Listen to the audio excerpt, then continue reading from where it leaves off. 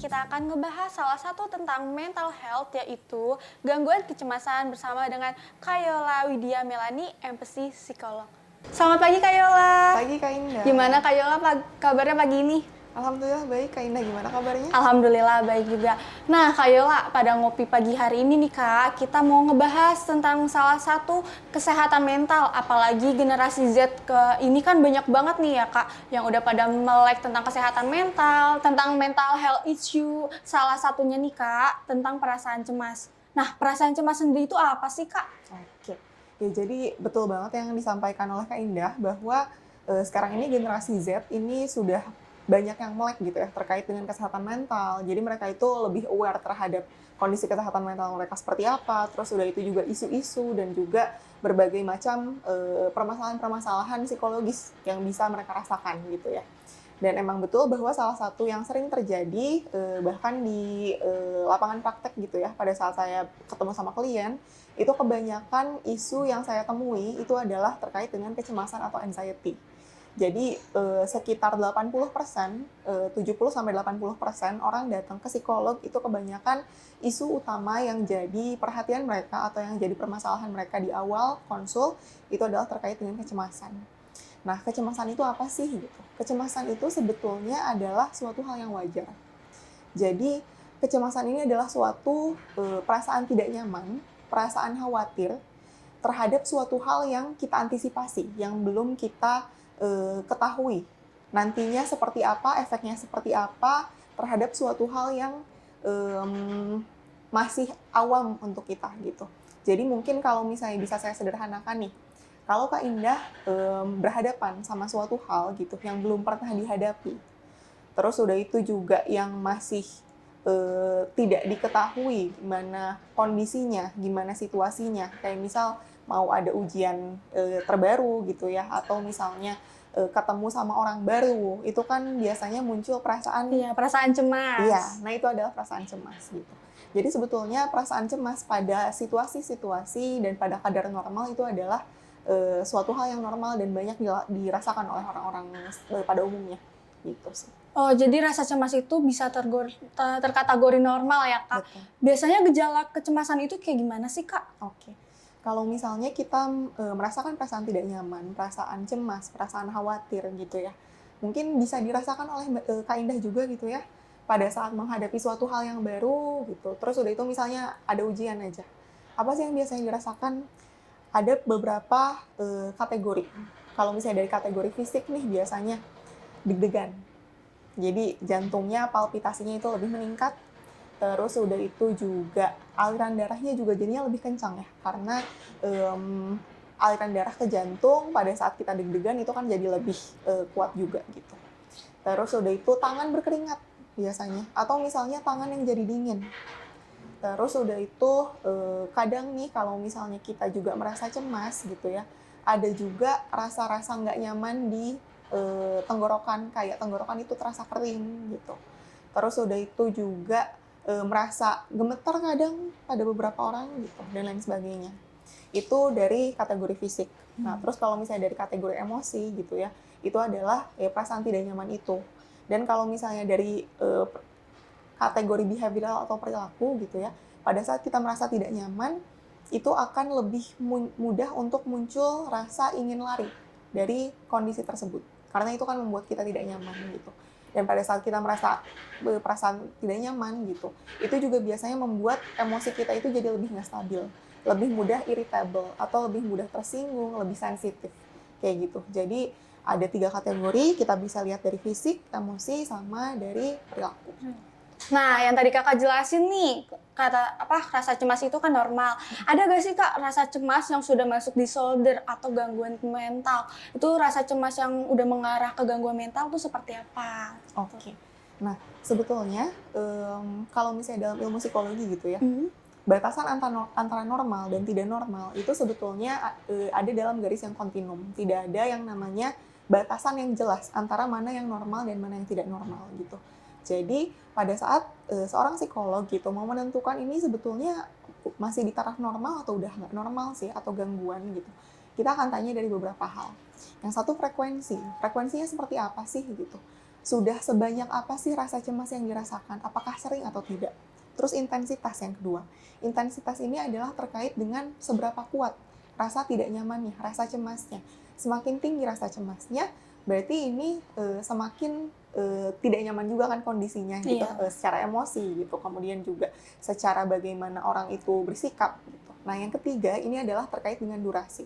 Durasi ini adalah terkait dengan seberapa lama rasa cemas dirasakan oleh orang tersebut gitu. Kita akan lihat dari 3 hal itu. Nah, kemudian juga yang perlu diperhatikan itu adalah reaksi cemas orang itu ini apakah sesuai dengan bahaya, karena kan rasa cemas itu seperti yang sudah disampaikan, ini adalah suatu respon emosi yang muncul terhadap suatu hal yang ada di eksternal gitu, suatu kondisi bahaya yang dipersepsi oleh orang tersebut membahayakan bagi dirinya. Oleh karena itu muncul rasa cemas. Nah, kita lihat rasa cemas yang muncul itu apakah masih sesuai, masih dalam kadar yang normal dari bahaya yang dia rasakan atau enggak gitu. Kayak misal nih, kalau misalnya orang ini merasa cemas dikarenakan ada ujian, atau merasa takut karena dia bertemu dengan suatu hal yang dia takuti, misalnya anjing atau kucing gitu ya. Nah, ini kan reaksi normal yang sebetulnya wajar kita lihat gitu. Oh, objeknya yang dia takuti itu memang ada gitu. Berarti kalau misalnya seperti itu, oke, objeknya ada. Kemudian responnya seperti apa? Adaptif atau enggak gitu.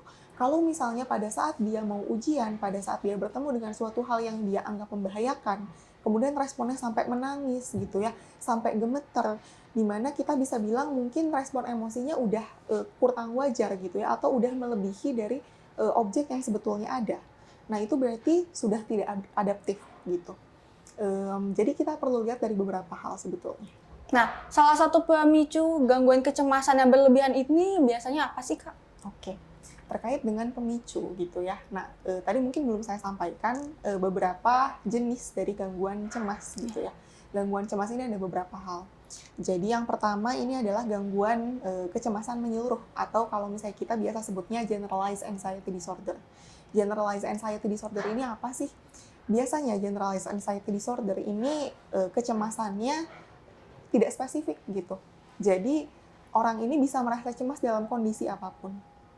Kayak Mau ujian mau gitu. ujian itu lebih spesifik ya. Lebih Tapi spesifik. kayak dia bisa cemas terhadap berbagai situasi gitu. Tidak hanya situasi spesifik aja. Kita bedakan sama satu lagi, ini adalah spesifik fobia atau gangguan cemas secara spesifik, atau kita biasa sebutnya fobia ya. Nah, fobia ini lebih spesifik. Jadi setiap orang ini akan punya fobia tertentu. Kayak misalnya ada yang fobia terhadap ruangan sempit, ada yang fobia terhadap binatang spesifik gitu ya, kayak misal ular, terus udah itu kucing, anjing, dan lain sebagainya gitu. Terus udah itu juga misal ada yang cemasnya terhadap kondisi-kondisi yang memang spesifik gitu intinya. Kayak trauma gitu gak sih, Kak? Menyebabin cemas juga. Nah, kalau misalnya trauma itu beda lagi. Oh, beda lagi. Tapi Berarti memang berbeda. trauma ini juga masuk ke dalam anxiety juga, karena kan itu post-traumatic stress disorder. Jadi sebetulnya anxiety juga ini bisa diakibatkan oleh stres juga gitu.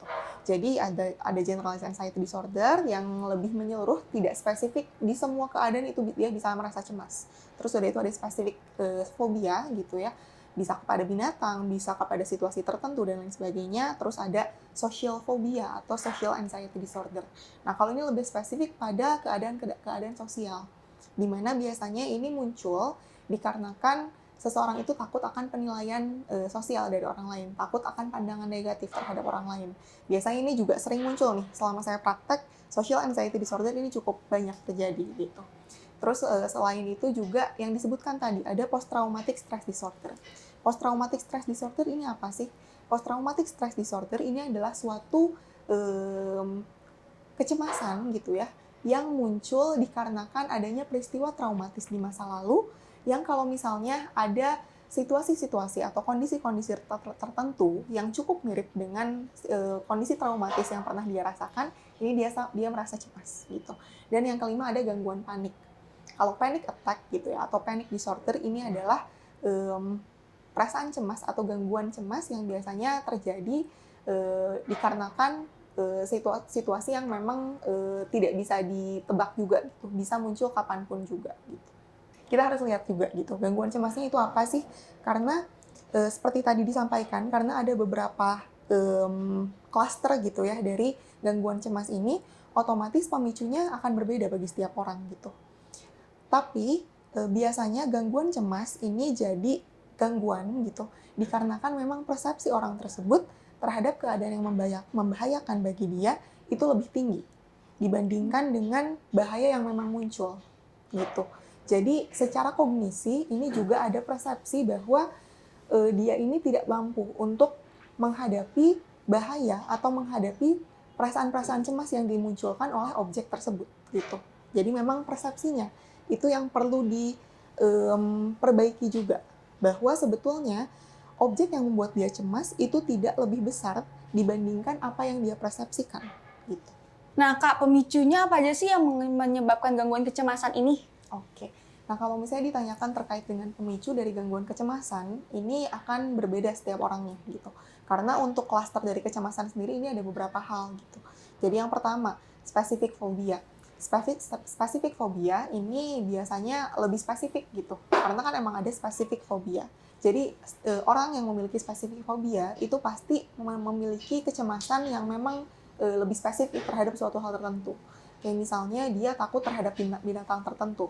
Entah itu misalnya ular, kucing, anjing, dan lain sebagainya. Atau misal ada juga yang takut terhadap darah misal. Itu kan spesifik ya. Iya.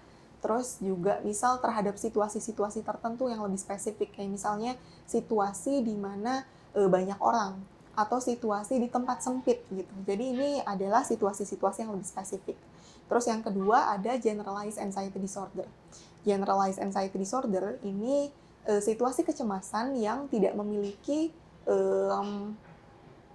objek atau kondisi yang lebih spesifik gitu. Jadi emang secara menyeluruh aja. Baik di kondisi apapun, ini orangnya akan merasa cemas aja terhadap berbagai macam hal gitu. Semua hal itu bisa bikin dia cemas. Makanya biasanya kasihan kalau misalnya orang yang generalized anxiety disorder. Karena pada saat kita mau identifikasi gitu ya permasalahannya dan juga situasi yang membuat dia cemas apa aja, ternyata banyak gitu. Kemudian yang ketiga, ini ada terkait dengan post-traumatic stress disorder. Post-traumatic stress disorder ini adalah terkait dengan kondisi kecemasan yang muncul pada saat atau dikarenakan adanya situasi traumatik di masa lalu. Jadi kalau misalnya ada situasi traumatis dan ada kondisi-kondisi yang mirip atau mengingatkan orang tersebut dengan situasi traumatik yang pernah terjadi dalam hidupnya, ini akan memunculkan adanya reaksi cemas. Reaksi cemas. Misalnya jalan terus ketemu pacar sama selingkuhannya jadi cemas gitu ya Kak? Kayak gitu. Nah terus misal pernah juga gitu ya kalau misalnya PTSD gitu. Misal ada, kan sekarang lagi banyak juga ya terkait dengan pelecehan seksual gitu. Iya. Pelecehan seksual kan itu ada berbagai macam gitu. Terus misal ada orang spesifik atau pada saat dia mengalami pelecehan seksual gitu ya, ini ada ciri tertentu yang muncul pada orang yang melecehkan gitu ya. Misal orangnya brewokan. Nah, tiap kali ngelihat orang yang brewokan, terus muncul reaksi cemas. Nah, itu adalah gejala atau reaksi dari PTSD gitu. Nah, selanjutnya ada social anxiety disorder atau social phobia. Kalau misalnya social phobia, ini lebih spesifik lagi pada situasi sosial gitu. Jadi, misal pada saat seseorang itu harus presentasi di depan umum, harus ngomong di depan umum. Biasanya disebabkan oleh apa sih social anxiety disorder?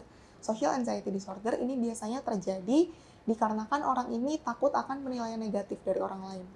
Atau takut melakukan hal bodoh yang dianggap bodoh, yang dianggap gitu ya. orang bodoh gitu. Betul, atau yang dianggap bodoh juga di depan orang lain. Sehingga itu akan mempermalukan dirinya sendiri. Itu adalah social anxiety disorder. Nah, terus ada juga obsessive compulsive disorder. Kalau obsessive compulsive disorder ini adalah terkait dengan adanya pikiran yang muncul secara terus-menerus yang kalau misalnya tidak dia lakukan, ini akan memunculkan kecemasan. Kayak misal nih, sekarang adalah situasi COVID gitu ya. Sehingga pada saat kita berada pada situasi COVID, ini mengharuskan kita untuk cuci tangan secara rutin gitu ya, secara untuk rutin. menjaga. Nah, pada beberapa orang gitu ya, ini juga bisa memunculkan reaksi cemas. Kenapa? Saking takutnya seseorang itu terpapar COVID, jadinya muncul pikiran di dalam dirinya gitu bahwa saya harus cuci Cuci tangan. tangan terus-menerus ya, Cuci Kak, tangan jadi. secara terus-menerus. Sehingga nantinya kalau misalnya orang cuci tangan secara terus-menerus gitu ya, ini juga kan jadi Jadi pada lecet luka dan gitu luka. ya, pada lecet. Nah itu jadinya obsesinya itu adalah dalam pikirannya muncul secara terus-menerus, itu harus dilakukan. Kompulsif itu adalah perilaku yang berulang. Jadi obsesi dan kompulsif gitu. Itu makanya disebut obsesi kompulsi disorder gitu. Nah, jadi kalau misalnya dari pemicunya sendiri, kita harus lihat gitu. Pemicunya apa sih? Objek yang dia takutkan apa sih? Gitu. Nah, kemudian walaupun objeknya itu berbeda, pemicunya berbeda, tapi yang membuat dan yang membedakan gangguan cemas dan masih normal gitu, itu adalah taraf seberapa besar dia merasa bahwa objek yang dia cemaskan itu berbahaya bagi dirinya.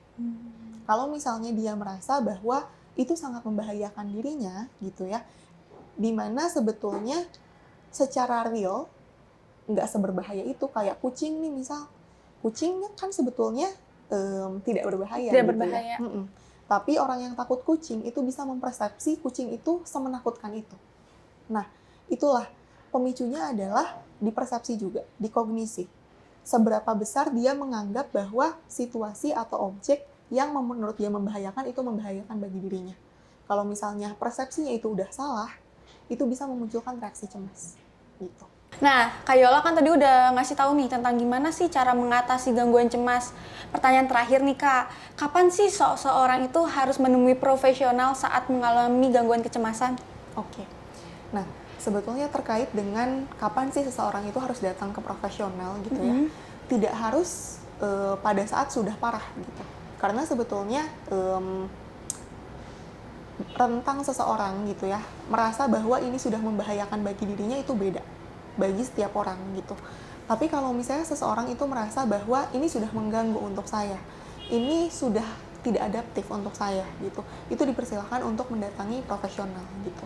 Tapi mungkin kalau misalnya mau identifikasi, dilihat dulu gitu ya, seberapa besar sih yang pertama, seberapa besar sih seseorang ini merasa bahwa objek ini membahayakan bagi dirinya.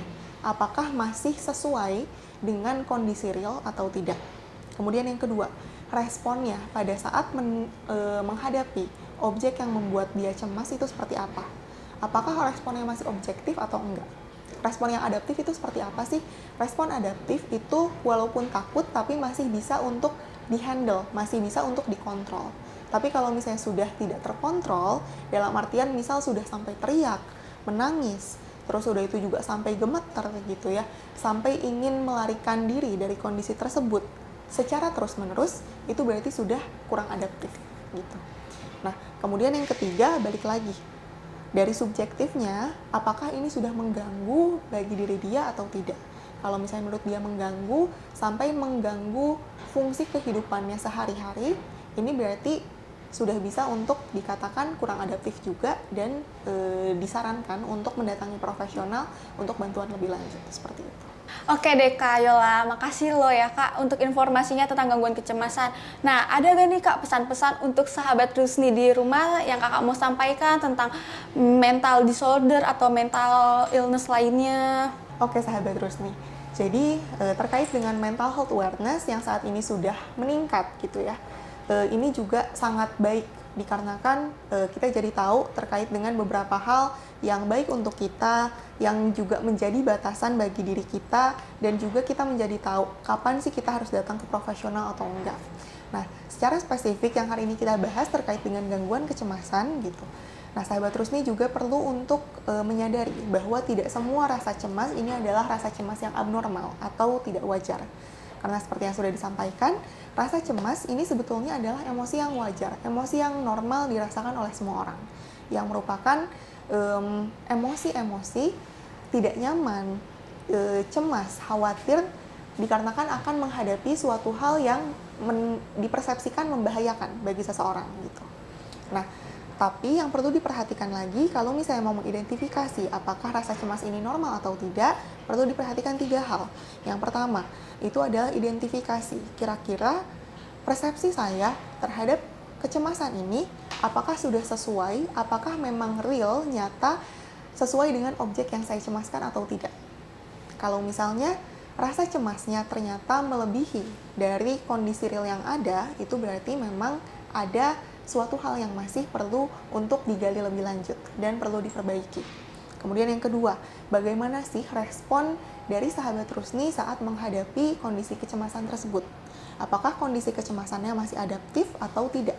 Kalau misalnya sahabat Rusni sudah merasakan emosi yang sudah tidak nyaman, tidak bisa dikontrol, sehingga muncul menangis, kemudian juga gemetar, teriak, dan lain sebagainya, dan juga tidak bisa menghadapi kondisi yang menurut sahabat Rusni ini membahayakan, berarti ini juga sudah muncul respon yang tidak adaptif.